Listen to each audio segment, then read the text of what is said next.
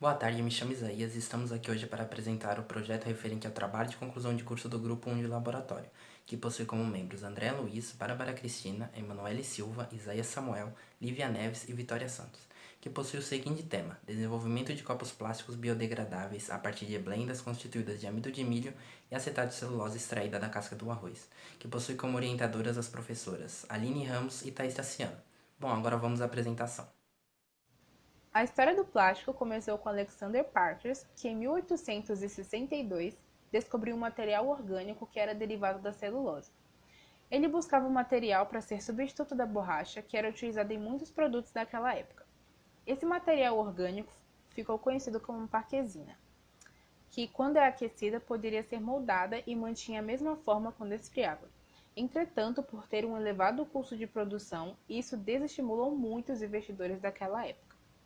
Em 1869, um tipógrafo americano chamado John Heath, para substituir o marfim na fabricação de bolas de bilhar, descobriu um material à base de nitrato de celulose que se tornava um filme sólido e flexível, a chamada celuloide, que era formada por uma mistura de fibras de algodão com ácidos. E foi há cerca de mais ou menos 100 anos atrás que Leo Hendrick criou a primeira resina totalmente sintética, que é a baquelita. E para criá-la, Hendrick dedicou-se a desenvolver um aparato que permitia controlar as variações de calor e da pressão na combinação de ácido carbônico com formaldeído.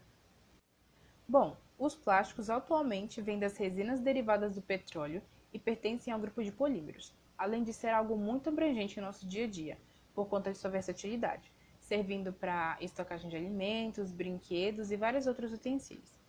E atualmente é muito evidente que a poluição plástica vem se tornando um problema em todo o mundo, pois além de causar impactos ambientais, também causa impactos sociais. Algumas pesquisas recentes abordam toda a problemática do plástico e estima-se que a cada ano cerca de 100 mil animais marinhos morrem por causa do plástico. Isso porque, no ambiente marinho, o plástico sofre ações do meio, como por exemplo sol, altas temperaturas, diferentes níveis de oxigênio, energia das ondas e presença de fatores abrasivos, como areia, cascalho ou rocha. E a partir disso ele se fragmenta e passa a ter aparência de alimento para muitos animais marinhos, causando a morte deles e interferindo no ciclo reprodutivo de muitas espécies. E também faz a estimativa que no ano de 2050 a produção de plástico chegue a 33 bilhões de toneladas, e então haverá mais plástico do que peixe nos oceanos. E para amenizar um pouco desses impactos, são propostas matérias-primas de fontes renováveis, como o bagaço da cana-de-açúcar, a casca de arroz, fibra de arroz, casca de camarão, amido de milho, entre outros.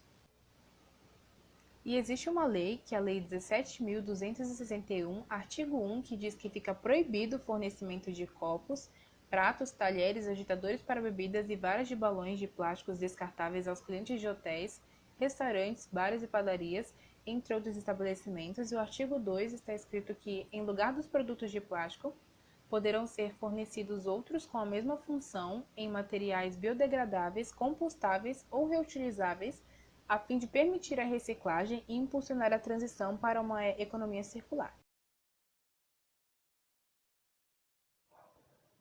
Olá, eu vou falar sobre os polímeros. Os polímeros nada mais são do que moléculas que são constituídas por monômeros, que são unidades idênticas que se ligam de forma covalente. Um monômero pode se ligar com pelo menos dois monômeros, e para o monômero se ligar é necessária a polimerização. A polimerização é o processo de formação dos polímeros, e um exemplo de polímero é a proteína, que é composta por várias unidades de aminoácidos. Agora eu vou falar sobre como os polímeros são obtidos. Tem três formas de obter o polímero. Essas são a polímero de adição, que é a maior classe e é obtida com a adição de um único monômero. Tem o copolímero, que são obtidos com a adição de dois monômeros diferentes. E tem o polímero de condensação, que são obtidos com a adição de dois monômeros substituindo uma molécula pequena, geralmente a de H2O. Bom, agora eu vou falar sobre as blendas poliméricas. Bom, blendas poliméricas, como definido por Katsu, se caracteriza pela sua composição. Elas se constituem da junção de diferentes polímeros, podendo ocorrer tanto entre polímeros orgânicos quanto entre polímeros inorgânicos. Essa junção se dá através da compatibilidade existente entre esses polímeros. Aqui ao lado nós temos um exemplo de uma blenda polimérica que é constituída do monômero do acrílico em conjunto com o polistireno, que conferiu características de um filme adesivo que é capaz de conduzir elétrons.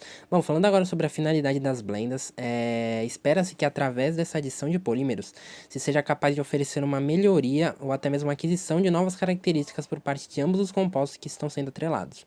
Bom, essa aquisição tende a ser de configurações mecânicas e elas são superiores às encontradas no polímero quando esses estão separados. Para se promover esta junção, se faz necessária a observação das características que se espera para essa blenda, promovendo assim a escolha dos polímeros que vão corresponder a essas características esperadas. Falando um pouco sobre a questão financeira de blendas poliméricas, ela é muito simples. O custo do desenvolvimento de uma blenda polimérica é muito menor do que o custo da síntese de um novo polímero. Ou seja, para atender às demandas de indústrias, por exemplo, se faz mais viável o desenvolvimento de uma nova blenda do que a síntese de um novo polímero. Falando um pouco agora sobre as caracterizações das blendas, são três as principais. A primeira delas é a categoria das blendas immiscíveis. Elas caracterizam por, em sua morfologia, possuir separação de fases, além de apresentar fraca adesão entre as fases, resultando em baixas propriedades. Mas para contornar este problema da baixa adesão entre as fases, se usa diversos agentes compatibilizantes para que essas blendas possam ser utilizadas.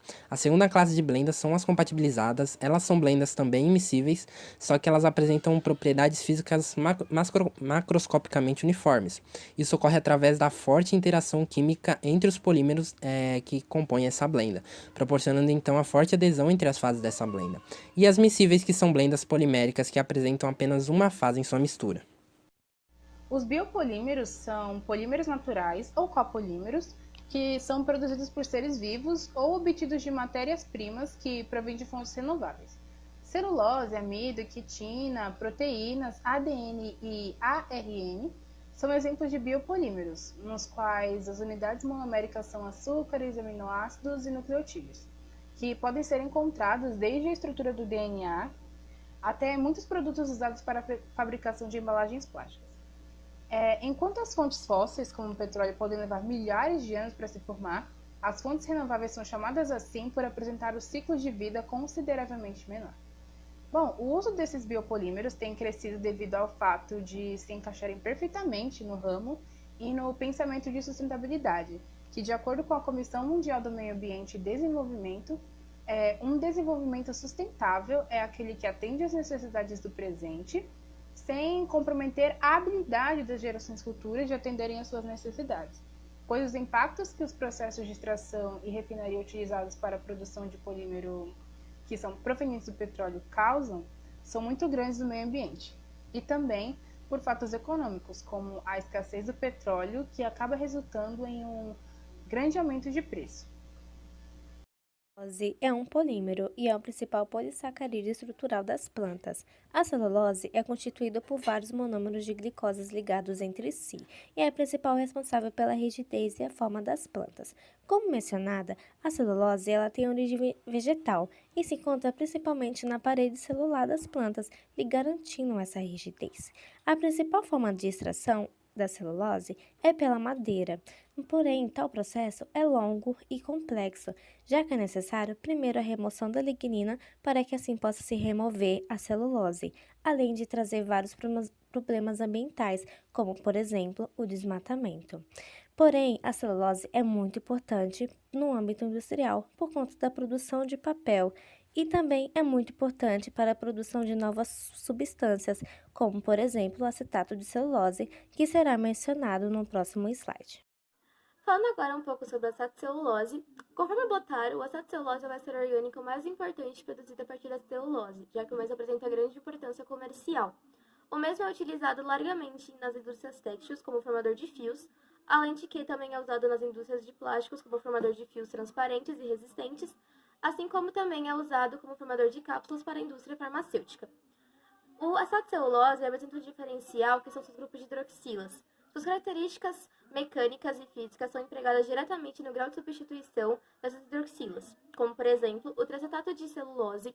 Ele apresenta 3 hidroxilas substituídas a partir do seu grupo de acetila, o que garante a ele apenas solubilidade em solventes clorados, em diferença o de acetato de celulose, que apresenta apenas 2 grupos de hidroxilas substituídos, que apresenta um processo de formação e de processamento muito mais fácil e que é solúvel em solventes orgânicos comuns, como acetona, entre outros.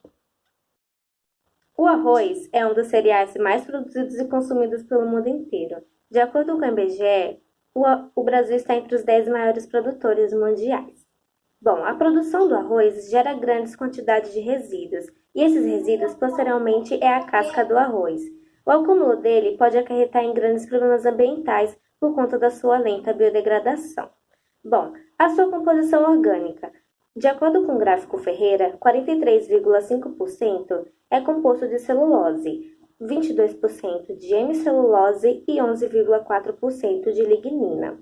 Percebemos que a maior parte da casca do arroz é composto de celulose, e é aí que está a grande finalidade do nosso trabalho, que é usar a casca do arroz como matéria-prima para extrair a celulose e, posteriormente, transformar em acetato de celulose para a contribuição da nossa blenda polimérica, de uma maneira muito sustentável. Conforme Beethoven, em 2019, o amido é um carboidrato polissacarídeo de reserva energética dos vegetais. A sua biossíntese ocorre no amiloplasto, organela subcelular especializada a partir da sacarose, e é armazenado intracelularmente no formato de grânulos. Sua extração a nível comercial se dá por cereais como milho, arroz e trigo, tubérculos como a batata e raízes como a mandioca. Segundo Oliveira, 2015, a composição dos grânulos de amido varia conforme a origem botânica, sendo constituídos majoritariamente por amilose e amilopectina, que são homopolímeros da D-glicose e constituem cerca de 97 a 99% do peso do amido seco. Também são encontrados lipídios e proteínas, 0,6%, e elementos variados, até 0,4%. Agora, falando melhor sobre os compostos majoritários, tem-se a amilose, que apresenta massa molar de 10 a quinta a 10 a sexta gramas por mol e grau de polimerização médio entre 324 a 4.920. A molécula de amilose apresenta estrutura linear, onde unidades de glicose são unidas por ligação glicosídica alfa-1,4 e se conforma como hélice.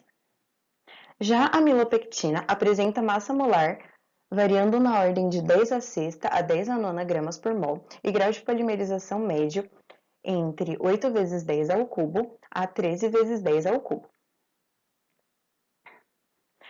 A molécula de amilopectina apresenta unidades de glicose unidas por ligações glicosídicas alfa-1,4 e alfa-1,6. As cadeias de amilopectina podem se conformar de 3 formas, sendo o tipo A formado por ligações glicosídicas alfa-1,4 sem ramificações, o tipo B apresentando ligações glicosídicas alfa-1,4 e alfa-1,6 e o tipo C semelhante ao B, porém com terminal redutor. Portanto, cada molécula de amilopectina apresenta apenas uma cadeia do tipo C, e a cristalinidade do amido se deve basicamente à molécula de amilopectina, já que o formato de hélice da amilose dificulta a sua interação regular com outras cadeias. De acordo com Carr, 2007, os grânulos de amido são insolúveis em água fria, porém, devido à amilopectina, retém pequenas quantidades de água, o que causa o inchamento do grânulo.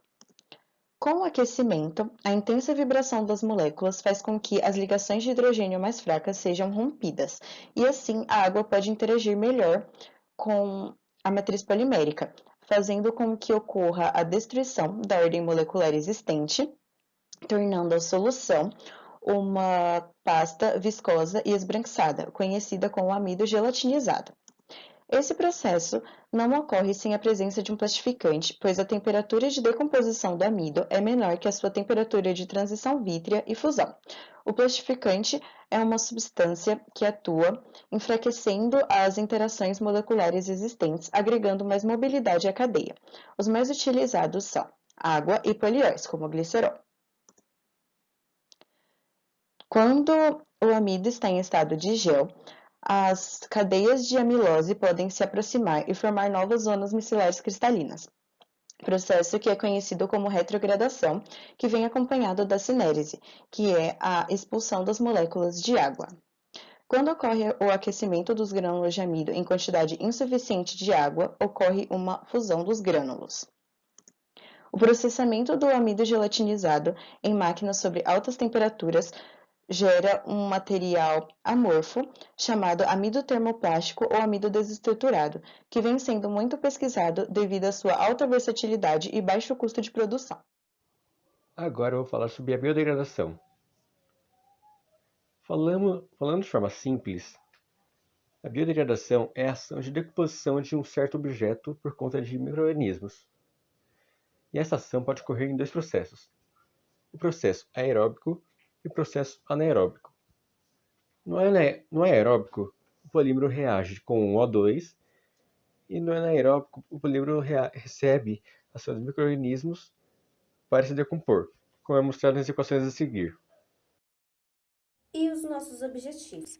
Os objetivos gerais consistem na produção de um copo biodegradável, produzido a partir de uma blenda polimérica, obtido do acetato de celulose e extraído da casca do arroz e do amido comercial. E dentre os objetivos específicos está a solução da nossa problemática relacionada à lei do uso contra plásticos não biodegradáveis, e cabe também ao nosso objetivo específico o estudo e revisão de matérias-primas, e também constituído pela metodologia a purificação efetiva da casca do arroz e suas caracterizações, tal como a obtenção do acetato de celulose para blendas e suas referentes caracterizações, também a moldagem e a confecção de copos, englobando mais uma vez suas caracterizações e, por fim, o teste da biodegradabilidade. Bom, a metodologia será iniciada com a purificação da casca do arroz com a finalidade de remover a lignina. Bom, esse método foi baseado em Meirelles. Primeiramente, será necessário lavar e filtrar a massa da casca do arroz e, posteriormente, adicionar hidróxido de sódio com a concentração de 1,5 mol por litro. Depois, será necessário colocar o sistema em uma autoclave a 134 graus Celsius sob pressão de 2 atm por 45 minutos. Logo após, retirar o sobrenadante. Colocar a casca em refluxo a cada 1 hora com 3 porções sucessivas de 20% de ácido nítrico e etanol. Depois disso, a cada hora é necessário trocar a mistura e retirar o sobrenadante. Depois disso, lavar a casca com água destilada. E, por fim, colocar na estufa a 100 graus Celsius por 2 horas. Passando agora para o teste de caracterização da casca de arroz já produzida, prevê-se que para o teste de teor de umidade, que foi conduzido a partir da norma NREL, começaremos pesando beckers de 25 ml previamente secos para futura análise, assim como pesando nesses beckers 1 grama da nossa amostra, que é a casca de arroz, e pesando as mesmas. Após pesagem, essas amostras serão levadas à estufa a 100 graus, a da secagem em peso constante, e por fim serão pesadas novamente. Após toda a parte prática, será realizado o cálculo de teor de umidade, que consiste em M2 menos M3 dividido por M2 menos M1 vezes 100, do qual M1 seria a massa do becker vazio, pesado na primeira etapa, M2 a massa da amostra úmida mais M1, e M3 a amostra seca, que foi realizada depois da secagem na estufa, mais M1, multiplicado por 100 para gerar nossa porcentagem. Passando agora para o nosso segundo teste de caracterização, que consiste no teste de teor de cinzas, procedido por Ayala 2012, prevê-se que começaremos calcinando cadinhos de porcelana já pesados e enumerados de 50 ml, e após a calcinação, pesaremos 1 grama da nossa amostra, que é a casca de arroz, nos mesmos, e depois calcinaremos as cascas já posicionadas nos cadinhos a 800 graus por 2 horas. Após a calcinação, os cadinhos serão transferidos para um dessecador, no qual eles serão pesados, e depois sofrerão outra calcinação de 15 minutos, apenas para avaliação e análise de massa constante. Após essa calcinação, será realizado o seguinte cálculo de teor de cinzas, que é MC menos MA dividido por MB menos MA vezes 100, no qual MA é a massa do caldinho calcinado vazio, MB a massa do cadinho mais a massa da nossa amostra, e MC a massa do cadinho com cinzas, que resultará no final. Passando agora para a obtenção da celulose, cabe dizer que, segundo Frade, a principal fonte de obtenção da celulose é por meio da extração da madeira. Porém, como já dito no slide de revisão bibliográfica da celulose, tal processo de extração é muito demorado e leva a diversas problemáticas ambientais, como o desmatamento. Por isso, ao longo dos anos, vem-se preferido procurar substâncias que tenham celulose dentro de si, para que seja feita a acetilação e esterificação da mesma, principalmente substâncias que sejam resíduos, como a casca de arroz, que é utilizada nesse trabalho. A esterificação, que pode ser tanto homogênea como heterogênea, consiste principalmente na adição de 3 ácidos, tal como o ácido acético glacial, anidrido acético e ácido sulfúrico concentrado, que vão interagir com as cadeias da celulose, promovendo a formação do estado de celulose.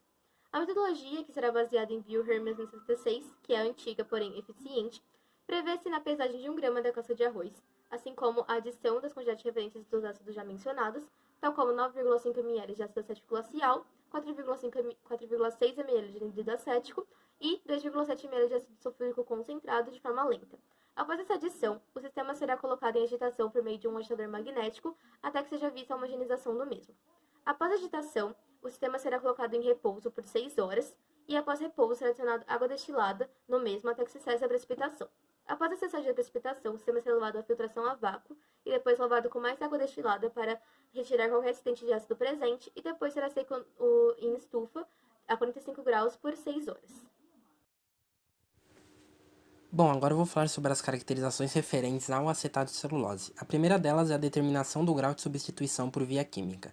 Essa metodologia foi baseada nos testes desenvolvidos por Cerqueira e consiste em, primeiro, na diluição do acetato de celulose em 0,1 gramas em 5 ml de etanol.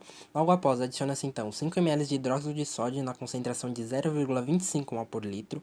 Promove-se então um repouso de 24 horas. Logo após esse repouso, adiciona-se 10 ml de ácido clorídrico 0,25 mol por litro. Novamente, se promove um repouso, só que agora de 30 minutos. Promove-se então uma titulação com hidróxido de sódio numa concentração de 0,25 mol por litro, usando como indicador a fenolftaleína. Logo após então se afere os cálculos.